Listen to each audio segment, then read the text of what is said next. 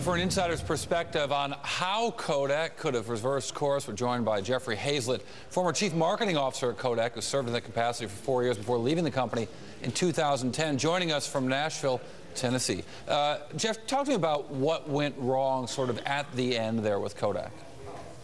Well, I think the concentration's been on too many bets across the line. I think that's the case, and then you run up against a bad economy. That's what happens to you. But really, the pivotal moment was back in 1975 when they discovered the digital camera, when they made the digital camera and then put it aside in order to live out the film business for so long. And that effort in the 70s, 80s, and 90s led up to this big build of all this overhead and, you know, structure and everything else that they just didn't have the runway to see it to the end.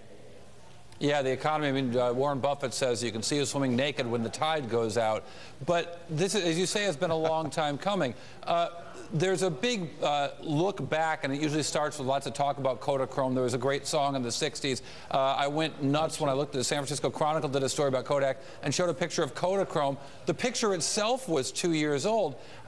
Was the success of the marketing of Kodak part of the problem, that people couldn't see the company change?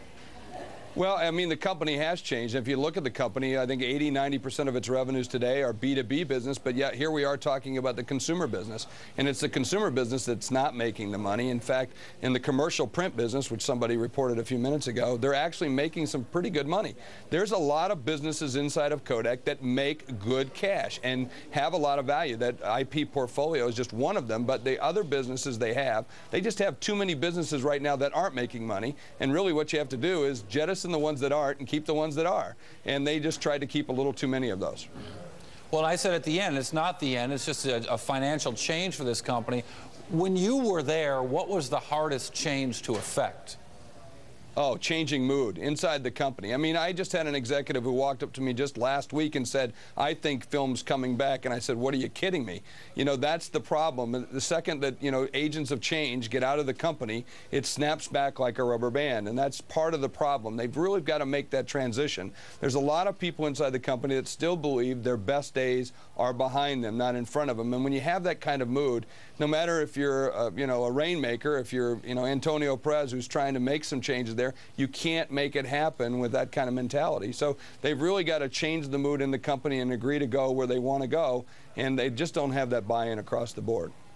You know, I wonder if that sort of insular nature, that, again, the success of telling the Kodak story in the 70s, 60s, 70s, and 80s, or shoot, all the way back to the 50s or 40s, worked within inside the company, especially in a city like Rochester, New York, such a place with so many great things and great education and great arts, but a very insular city in part because of George Eastman himself.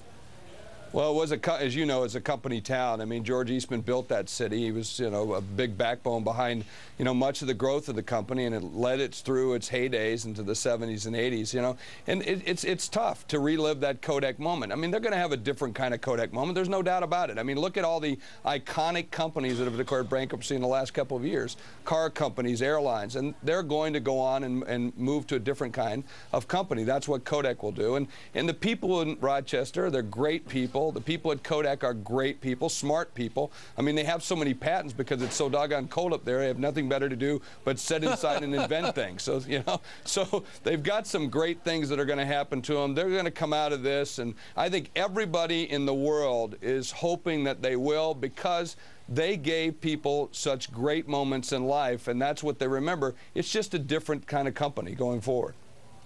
You're giving me flashbacks of shoveling driveways in Rochester. But let me ask you a question about this. I mean, looking forward, their printer business is very intriguing. They've made the case that their printers are better than HP. The cost of ownership is lower because they use less ink and fewer replacements. They've obviously been seeding the market with printers, hoping to reap the reward of ink sales. What do you know about their plans going forward with the printer business, and do you think that's going to take them out to be a whole new kind of Kodak in the future? Well, they've got two kinds of printer business. They've got the commercial business, which is a success and has been a success for a long time, and they've duplicated that same kind of consumer model on the commercial side. So that's going to be a real feather in their cap.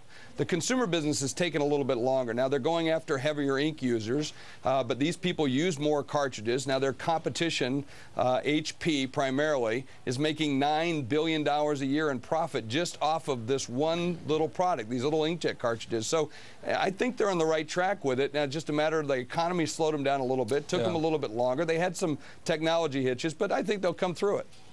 All right, Jeffrey Hayzlett, former Chief Marketing Officer of Kodak. Really glad to have you join us in this important day, a sad day for this company. Emily? Yep. Thanks, Corey. Kodak moment. One would wonder if that's a phrase that's going to survive this.